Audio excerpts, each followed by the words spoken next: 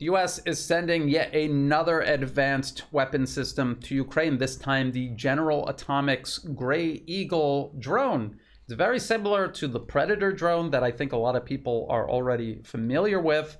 And this is another weapon system that the Western media is trying to promote as some potential game changer. So let's check out what Reuters has to say in this article right here. Exclusive. U.S. plans to sell armed drones to Ukraine in coming days. Sources. The article says the Biden administration plans to sell Ukraine only four, MQ-1C Gray Eagle drones that can be armed with Hellfire missiles for battlefield use against Russia. 3 people familiar with the situation said. The Reuters article also notes that Ukraine is already operating a number of drones, including Turkey's Bayraktar TB2 drones. And if you look at the specifications of the Bayraktar and the Gray Eagle, they're very similar. But Reuters says the Gray Eagle represents a leap in technology because it can fly up to 30 or more hours depending on its mission and can gather huge amounts of data for intelligence purposes. Gray Eagles, the Army's version of the more widely known Predator drone, can also carry up to 8 powerful Hellfire missiles. The sale is significant because it puts an advanced, reusable U.S. system capable of multiple deep strikes on the battlefield against Russia for the first time, and actually not really. Because just like the Bayraktar drone, the Gray Eagle has no way of penetrating Russia's air defenses. And Russian air defenses protect the main body of its force out on the battlefield, and so striking deep into that is impossible for these drones. It's not going to happen. And I'm going to talk a little bit more about how Ukraine has been using its Bayraktar drones, and that will give us a glimpse into how they may potentially use these Gray Eagle drones. But it's safe to say that this is not going to give Ukraine any additional capability that it didn't already have, and a capability that already has made no difference for Ukraine. What it will do is create all of the problems that trying to rush a new system, a new advanced weapon system into service has. Well, let's talk about some of those. Reuters notes training on the UAV, that means unmanned aerial vehicle.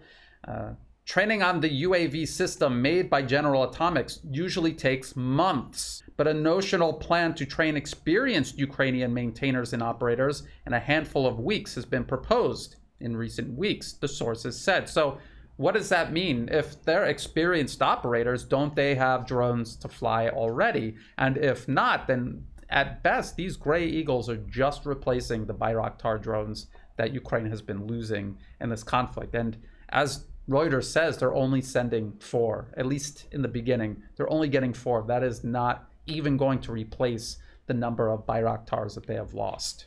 If you look at the specifications of Turkey's Bayraktar TB2 and General Atomics Gray Eagle or Predator, their specifications are very similar. Yes, the Gray Eagle can carry a larger payload, but that is actually about it. It has almost the same ceiling. It can fly for almost the same number of hours. There really is not that much of a difference, and there is nothing that the Gray Eagle can do that will make up for all of the shortcomings that the Bayraktars had that Ukraine has been using and losing this war with. And I want to point out this Al Jazeera article right here. This one, I've gone over this one before. What do we know about Ukraine's use of Turkish Bayraktar drones? And they admit what the shortcomings are for this drone in particular and these type of drones in a more general sense. And they're quoting Mauro Gili, senior researcher in military technology and international security at ETH Zurich. They say it will very well depend on Russian air defenses. Drones like the TB2 are vulnerable to anti-air defense systems. To be effective, they need to be employed in a savvy way in coordination with other electronic warfare systems that blind enemy radars and through appropriate tactics. However, against capable enemies, these technologies and tactics might not be sufficient. In Libya, Russian forces figured out effective ways to counter Turkish tactics and shoot down their drones. The same has been observed in Syria. That Ukraine could strike some Russian ground forces with TB2 suggests either that Russian forces are advancing without air defense, which is very well possible, and that is actually what had happened in light of the logistical and organizational problems Russia has encountered so far, or that Ukrainian forces acquired also advanced electronic warfare systems. Whether they have a systematic effect on the outcome of the war, it's hard to say, but I tend to be skeptical, said Gilly, and so do I. And I think in hindsight, we can see that the Bayraktar has made no difference, and these Gray Eagles will also make absolutely no difference. Let's take a closer look at the Bayraktar. Let's look at a couple of aspects of how Ukraine has been employing it, how they acquired them in the first place, how long it took them to get them into operation, and then we can sort of extrapolate what it's going to look like when they finally start using these Gray Eagles, if and ever they do. In other articles, you will see them describe the Bayraktar TB2 system.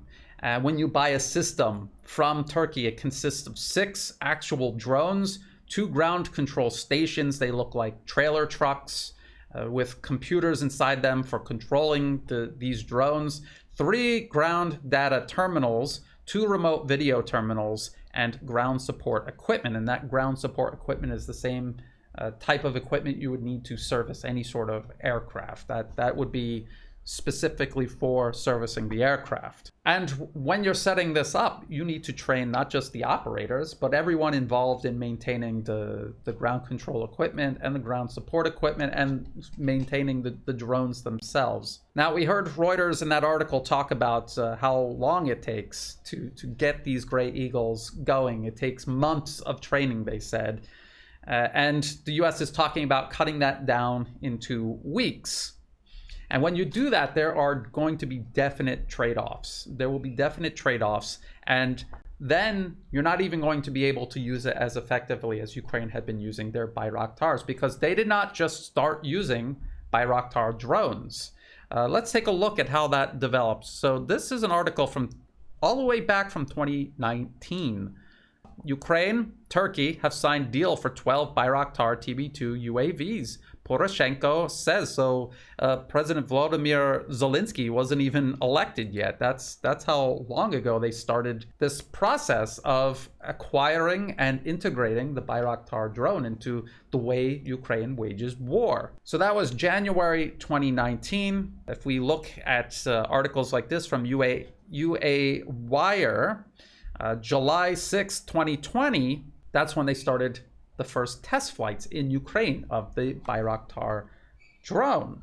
By September 2021, Ukraine announced that it would be buying 24 more drones. You can read about that in articles like this from Defense News. Ukraine is set to buy 24 Turkish drones, and then they're talking about why hasn't Russia pushed back, and they get into some of the geopolitics regarding Turkey's relationship with Ukraine, but also with Russia and how complicated it is. And then by October 2021, in Ukraine's first combat use, Bayraktar TB2 destroys Russian armament. And so that was almost 3 years from announcing that they are going to acquire Bayraktar drones to test flying them, integrating them into their units where they will actually perform combat missions, and then finally carrying out combat missions. Almost 3 years. And so the US has tried to cut that down to just weeks.